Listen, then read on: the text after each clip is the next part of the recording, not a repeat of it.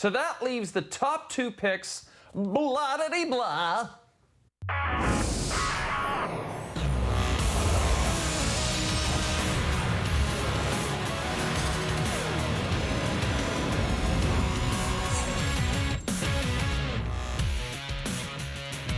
Hi again, good to see you. Sports Center with Jay and Dan, brought to you by McDonald's, the at-home edition. I think we're into like our 5th month of this. That guy you saw off the top, that's Jay. He's not here. He's off this week. He's on vacation, and since he can't really go anywhere, I assume he's staying home. But I gave it a lot of thought because I have a lot of time on my hands. And if you are staying at home and treating that as a vacation, you can say you're staying in an all-inclusive, because in all-inclusive, you get to eat and drink whatever you want, and you can eat and drink whatever you want at your own home. So Jay's gone to an all-inclusive this week. Major League Baseball, it's coming back. I can't believe it. Training camps open on Wednesday, all the teams having training camps in their home ballparks. So that includes Toronto. Again, training camps start Wednesday in the home ballparks, but Toronto hasn't got the green light yet. That's weird. What about games? Will games be played in Toronto? Let's get that answer from the Premier of Ontario, Doug Ford.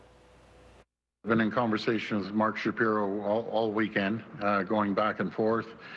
He's just waiting for the letter of support from the federal government. I know all municipal, provincial, and federal health folks, they kind of gave their approval. I know there's a few tweaks here at the province that Dr. Williams wants to work out with them, but we have to wait for the approval from the federal government on the quarantine side of things. And if they can move forward, then practice will start. I believe they're going to be arriving July the 1st and kicking off the practice moving forward.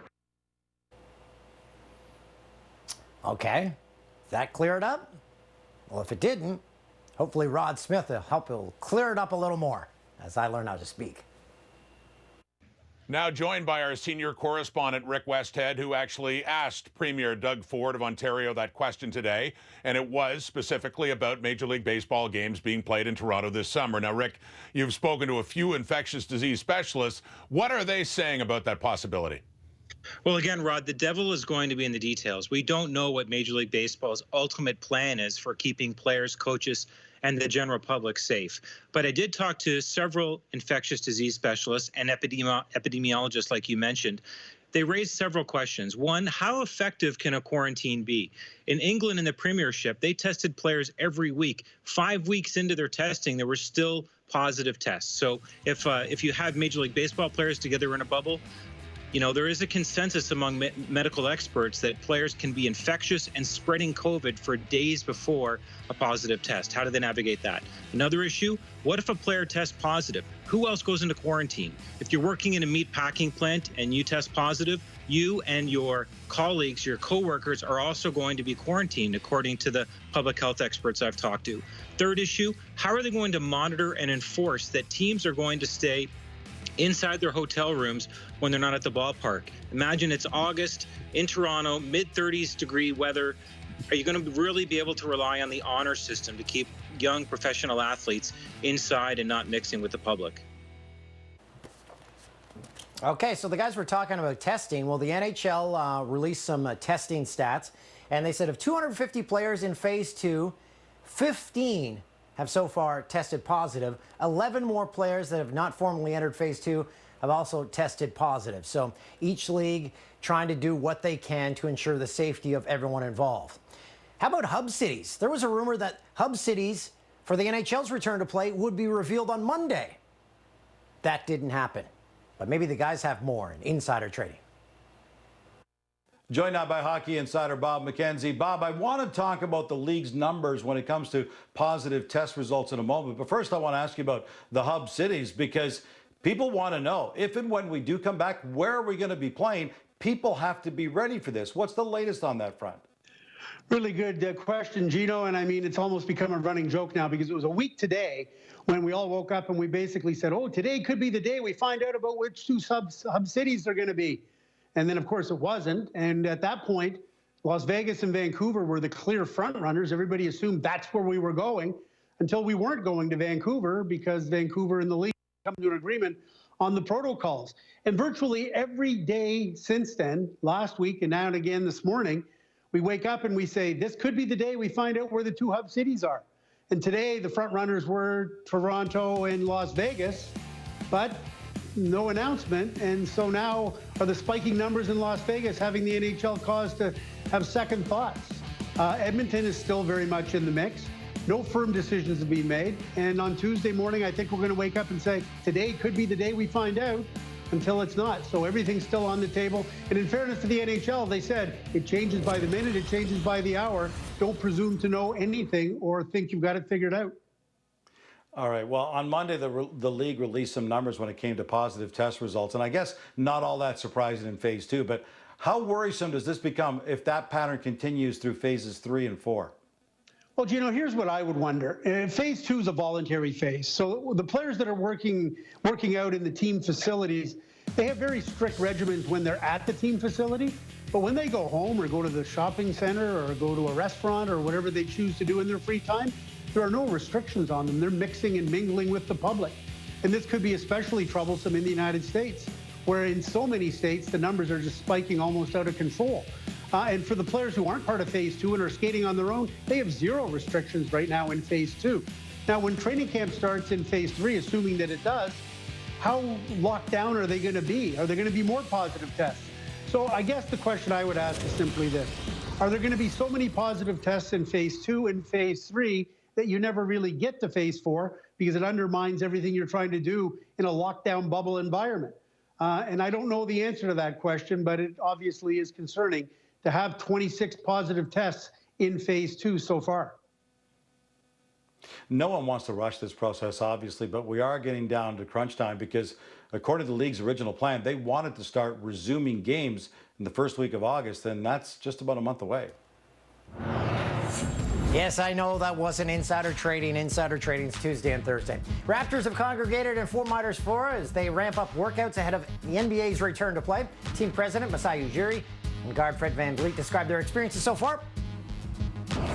No freedom at all.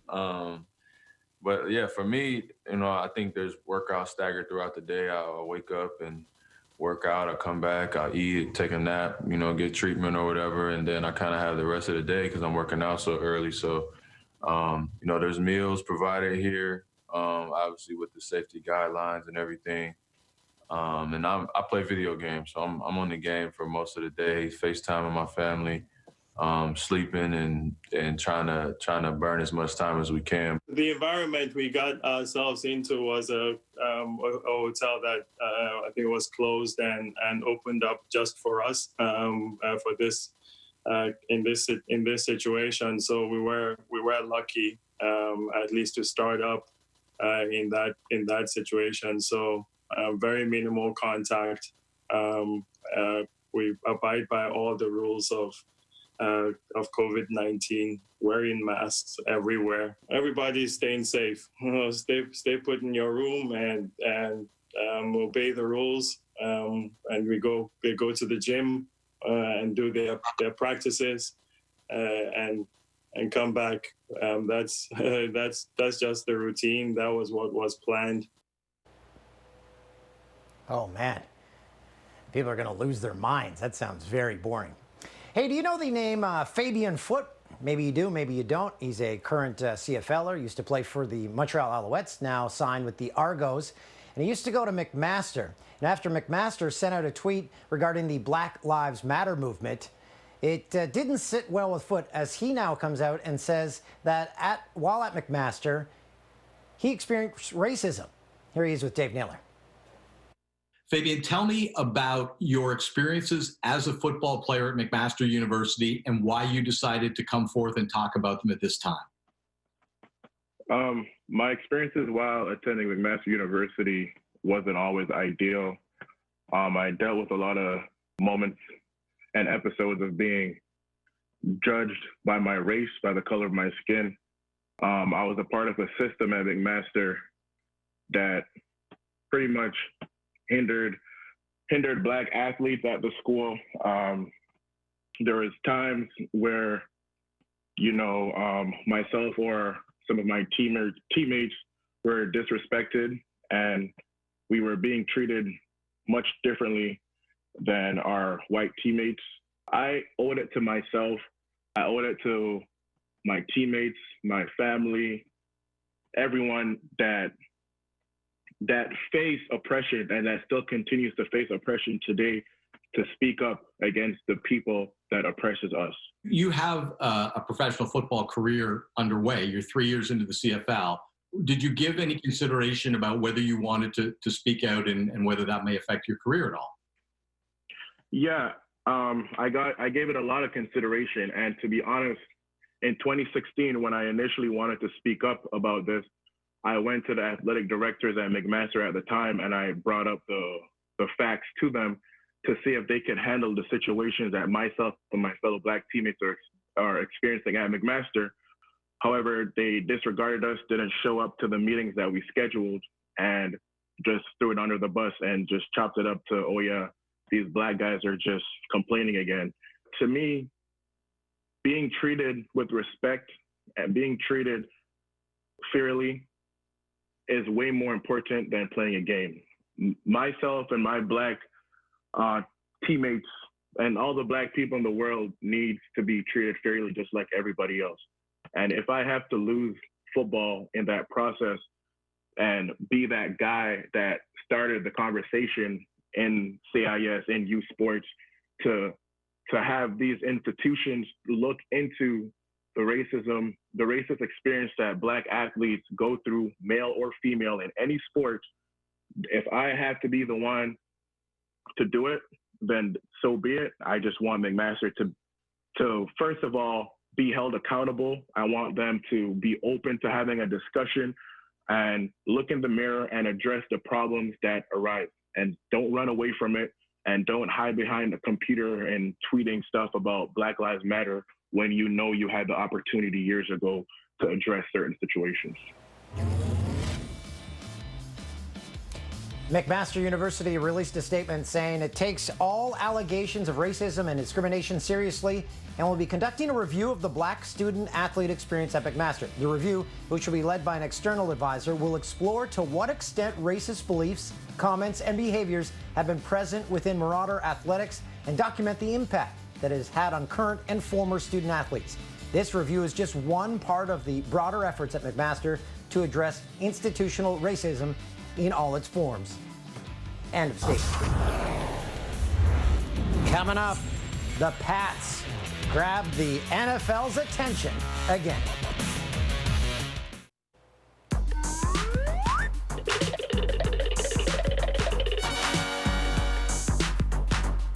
Well, we're walking. If you've been watching this show in particular, I've been brutal. I don't know how to speak. So, and you probably say, what drink is this from McDonald's? Root beer. Yeah, every single time, because that's what you order at McDonald's for beverages. Oh, and that strawberry or banana smoothie. Delicious. Hey, I know we've figured out during quarantine, tennis players, they like to party and also put others at risk. What am I talking about? Well, this might explain it because it all involves parties and an Instagram video that shows Alexander Zverev partying just 6 days after he said he'd be self-isolating. Last week, Zverev played in Novak Djokovic's tournament where a number of people, including 4 players, tested positive for COVID-19. Nick Kyrgios slammed him. So I wake up and I see more controversial things happening all over the world. But one that stuck out for me was seeing Sasha Zverev again, man. Again. How selfish can you be? How selfish can you be? I mean, if you have the audacity to put out a tweet that you made your management write on your behalf saying you're going to self-isolate for 14 days and apologizing to the general public putting their health at risk, at least have the audacity to stay inside for 14 days. My God. Have your girlfriend with you for 14 days. Jesus, man. Pissing me off. This tennis world's pissing me off, seriously. How selfish can you all get? And here's the thing about Cam Newton, as tweeted out by our good friend at the NFL Network, Peter Schrager. He said everyone in Carolina loved Cam Newton. Every single player loved to play for him. So Cam Newton in New England, it is not a gamble at all. It's probably the best offseason move in the NFL. I'm calling it right now. What about you, Stephen A. Smith? I loved it. I loved it because I know what a tremendous athlete Cam Newton is. I know how hungry he is to really shut up the naysayers that have questioned his level of greatness and what he's produced throughout his career. And a combination of that with not just the greatness of Bill Belichick, but a highly motivated Bill Belichick who's out to prove that he can indeed win without Tom Brady as his quarterback. I think all the stars have aligned. I love the idea of these two together. I think that he can help Cam Newton be a better quarterback. And I think that Cam Newton, although certainly not the passer that Tom Brady has been throughout his illustrious career, I don't think there's any question that Tom Brady is not in his stratosphere as an athlete. The ability to move the chains, to run with the football, to make things happen with his legs. That dual threat that Cam Newton will present at the quarterback position with Bill Belichick and Josh McDaniels as your offensive coordinator, I think it can reap some big-time dividends for the New England Patriots. So I'm excited for Cam Newton, particularly since he's highly motivated and since so much about him has been questioned, because him and Bill Belichick right now might be the two of the top three most motivated people in the entire NFL, with Tom Brady obviously being in that top three as well. Coming up, top 10 weirdest moments in sports.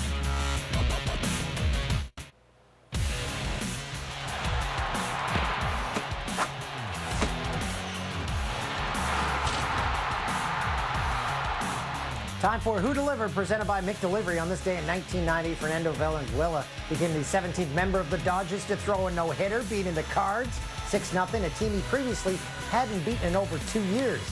Valenzuela struck out 7 while only allowing 3 batters to reach base. In 1990, Fernando definitely delivered. Time for You Blew It. Point out our errors. Jay blew it. He's not here. I threw to insider trading when it was definitely not insider trading, and I could not speak in the entire first block, so I will be better on tomorrow's show. Thanks for joining us. Bye-bye.